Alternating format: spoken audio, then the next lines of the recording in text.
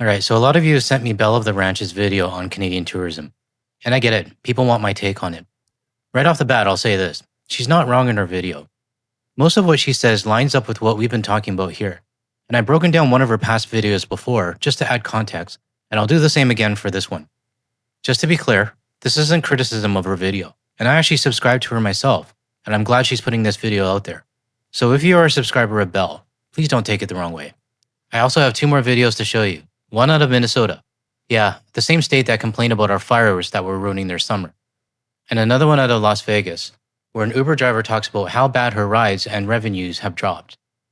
Also, today's backdrop is from my mom. She took this photo outside the Parliament building in Victoria.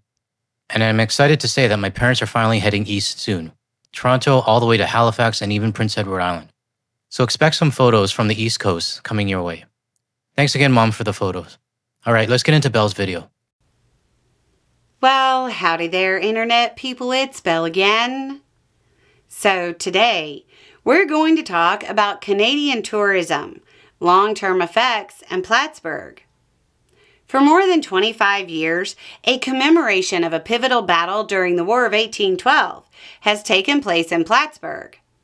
The event normally includes a reenactment, but this year's was reportedly canceled because Canadians refused to take part. According to local statements, the Canadians wanted to make a point for their country about the tariffs, a decision that locals seem to understand, with one even saying he respects it. In one of my earlier videos, I actually talked about the same story.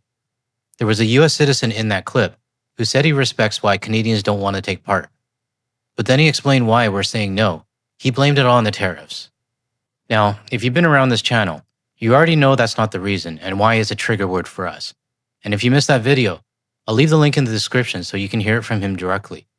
Some people might think I'm just being picky, calling him out just over one word. But it isn't just one word for Canadians, and it's not a small detail. It actually matters. The problem is, US citizens keep defaulting to tariffs as the answer. And why is that? It's because their media drills it into them. Tariffs, tariffs, tariffs. It's the easiest explanation, but it's also the wrong one. That's where I step in, to set the record straight from our side, as a Canadian. And to be fair, Belle actually gets it. In her video, she cuts through the noise, and she's right on point. What happened there is far, far from the only instance of Canadians pulling out of U.S. events for various reasons. Sometimes it's tariffs. Sometimes it's Trump's rhetoric about the 51st state. Sometimes it's just, well, all of this.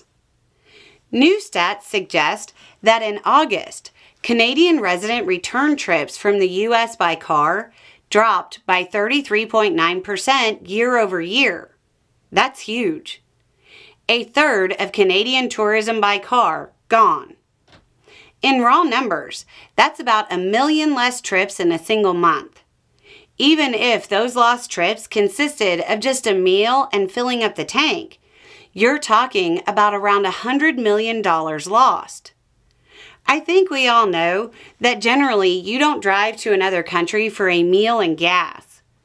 This is the 8th consecutive month of year-over-year declines. So let that sink in for a minute. 8 straight months of decline. And every single month, the reasons not to go back just keep piling up. I've got a friend who at the start said they really didn't care. They kept going to the US like nothing really happened. But it only took one awkward incident at the Toronto Pearson Airport during pre-clearance for them to rethink everything. So what does that tell you? It means that even the people who brushed it off in the beginning are now starting to see the US for what it really is. The amount of tourism dollars lost is absolutely staggering. But wait, there's more. Canadian resident trips returning home by air also dropped year over year in August by a little more than 25%. If you've been watching for a while, you might remember the projections I went over a few months ago that suggested a Canadian travel boycott could cost the U.S. $2.1 billion in lost spending and 14,000 jobs. Remember, those jobs being lost also reduce U.S. spending. Here's the thing about that. Those numbers are based on just a 10% reduction in Canadian travel, not 25% or 33%. It's based on 2 million less visits to the U.S. by Canadians. We lost that many visits just in July and August. The damage from picking a fight with our neighbor looks like it will cost billions of dollars and tens of thousands of jobs. Americans are consistently operating under the assumption that once the trade war calms down, they'll come back. That part is true. A lot of government and tourism officials keep saying the same thing, that we'll eventually come back, that we'll start buying their bourbon again, and that we'll head back to their beaches, because where else are we going to go? I think that's bullshit. And I can't stand hearing it. It's US exceptionalism on full display. Do they actually believe that they're the only ones in the world with beaches and warm weather? Or do they really think their bourbon is the holy grail of alcohol? Canadians have options. International tourists have options as well. And more of us are choosing to explore them.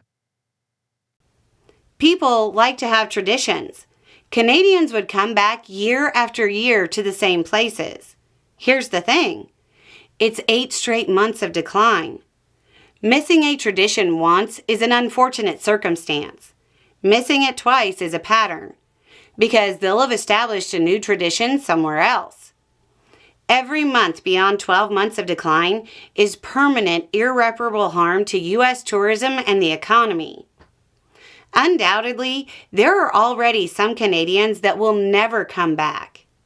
But the percentage of them who will never come back will likely skyrocket once this nonsense spills into its second year. This damage will be long-lasting. Anyway, it's just a thought. Y'all have a good day. Everyone here on this channel already knows this isn't something that ends when Trump's term ends. For a lot of us, the boycott's probably going to last for the rest of our lives, because we don't want anything to do with a country that has 77 million people who supported Donald Trump. And every day that goes by, we're showing them that Canadians are putting our foot down. So I'll give Belle credit here. She understands more than the average US citizen. I just wish she went a little bit deeper on the 51st state threats. But to be fair, maybe she doesn't understand the full picture from a Canadian point of view. Still a great video overall. Alright, let's move into the next story out of Minnesota. The state that claims our wildfires are ruining their summer.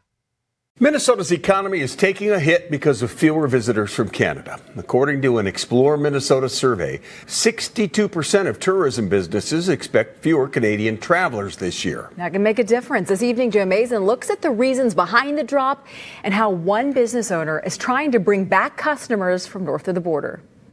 Good day. Welcome to the Great White North. Go. Canadians Bob and Doug McKenzie never stepped foot in the Java Moose coffee shop in Grand Marais, but a lot of other visitors from the Great White North have. What percentage of your business is made up of Canadians? So about year-round, 20 to 25% of our business is Canadian visitors. But this year, owner Sarah Jorgensen Hallberg says customers from Canada have stayed away. The numbers are definitely down. Part of that is just because the lower value of the dollar, of the Canadian dollar right now. Oh my God. It's not the dollar. Look at the screen.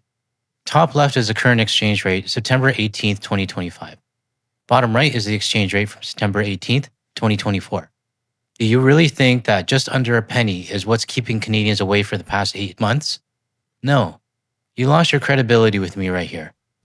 But primarily it is them taking a stand and just saying, like, we're not coming to the States right now. We don't feel welcome. So on social media, Sarah started giving shout-outs to our neighbors from the north. It is Canada Day tomorrow. Posting pictures with the Canadian flag. Okay, I appreciate the gesture, but if you want Canadians to actually notice your effort, you might want to try putting the flag the right way up. Maybe it's just me. Let me know in the comments if you feel the same. But seeing our national flag sideways feels like an insult. Imagine if we were to put a US flag upside down or tilted off to the side. How many US citizens would lose their minds over that? I get that you're trying, but come on.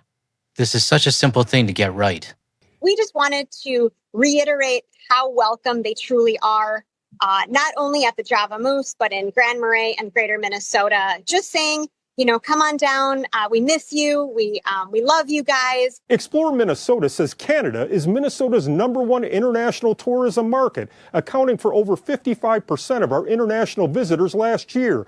Sure, we might have visited last year, but let's not forget, some of your government officials actually wrote a letter to Canada. telling us to stop the wildfires because their summer was being ruined. Canadians don't forget things like this. And whether you personally support those officials or not, it's not something we take lightly, right? Even the categories. Totaling more than 335,000 travelers and accounting for approximately $110 million in visitor spending. Canadians mean a lot, and they have been coming, and I believe that market will come back strong. Linda Jurek with Visit Cook County in Grand Marais has an ad campaign focusing on Canadians. We've had a welcome back campaign. We've had welcoming campaigns in the spring. We have a billboard on the northern side of the border that welcomes our Canadians down across the border into Minnesota. I keep wondering how much money they've wasted on these marketing campaigns. I'd love to see the return on investment for all those billboards and ads they've been throwing up. The cost per user must be insane because nobody really cares about them. But that's the point. We can't be bought and we can't be bribed with our campaigns and promos. It's a double holiday. It's a Canadian holiday as well as a U.S. holiday. Time will tell if Canadians will return to the land of 10,000 lakes. We know that they'll be back again someday. I'm Bob McKenzie. This is my brother Doug. Maybe even Bob and Doug will visit. Joe Mason, 5 Eyewitness News. Let me know in the comments if I'm the only one here that thinks this. But did anyone else get pissed off when that woman said, "We'll be back one day"? Like we're just going to forget everything that happened and go spend our money in their country again. It reminds me of that Florida official who said, "You'll be back. Where else are you going to go?" That's US exceptionalism on display, assuming everyone will just come back because the US is supposedly the best place in the world. Keep talking like that, and all you're really going to do is push tourists even farther away. Now, this last clip is out of Las Vegas, where Uber drivers are seeing the first-hand decline in their daily ride pickups. It's a big difference now. Roxana Salguero has been an Uber driver in the Valley for 7 years. I can work whenever I want and stop whenever I want. She's used to driving visitors around, helping them take in the Las Vegas experience. But with fewer tourists in town, her rides have dropped, making her days quieter than usual. From your experience, what have you seen? It's been going down a lot. Yeah, you can really see it, and in our pocket, it's feeling it too. Salguero tells me she used to average more than 30 rides a day, but recently it's dropped to about half. Can be like 15 rides a day, but the pay, it's a lot less than before too. Yeah, this summer is the slowest I've ever seen in Las Vegas. Taxi driver Paul Lukey says he's also feeling the slowdown. What would you compare it to, I guess? COVID. Really? The difference with COVID was simple. Governments around the world put travel restrictions in place. We couldn't go to Vegas even if we wanted to. Now it's different. No government has banned travel to the US. Borders are open, flights are available, and hotel rooms are wide open. And yet, we're still not showing up. Yeah, not quite that bad, but I mean, it's been pretty slow here. According to the Las Vegas Convention and Visitors Authority, our valley saw a 12% decrease in visitors in July 2025 compared to July 2024. Officials tell us it's partly because of evolving federal policies and more travelers are watching their spending, cutting back on trips. People like to get in my taxi. They complain about like resort fees, charging to park your car, 3 drinks for $100. While officials say overall international tourism is down, visits from Mexican tourists are actually up. According to airport officials, between September 11 and today, there were 45 flights from Mexico, up from the 39 flights during the same period last year. Meantime, Salguero tells me if things don't change, she will need to look for a second job. This is my only job, but now I'm looking to another option as well for a second job because this is it's been really bad for us. Now, the Visitors Authority says they'll be offering special discounts on resorts, restaurants, and entertainment during September 22nd and September 26th. For now, reporting from Las Vegas, Giovanni Carrillo. To the woman who said Uber was her main source of income, I think you're going to need a second job. And ideally, not in tourism or hospitality, which might be tough, since tourism is the #1 industry in Las Vegas. What I also find strange is that they're reporting that Mexican tourism is up, which I find strange because Mexicans are target #1 for ICE agents. So I'm surprised that they're even claiming that. Do we have any Mexican citizens here in our community? If so, do you know anyone that's still traveling to the US? So what's my takeaway for all this? First, Belle is clearly in the smaller group, along with some of our US viewers who actually get it. Second, the reports out of Minnesota and Las Vegas show the cracks are getting bigger, and we already know this. We're just waiting for them to find out. The real question is, How long before US media finally reports the truth? My guess? Never. But until then, I'll keep calling out their bullshit. If this video helps give you some perspective, hit the like and subscribe and share it with your friends to get this message out. And if you're still watching, check out the other videos on the screen right now. Thanks for watching, and I'll see you in the next one.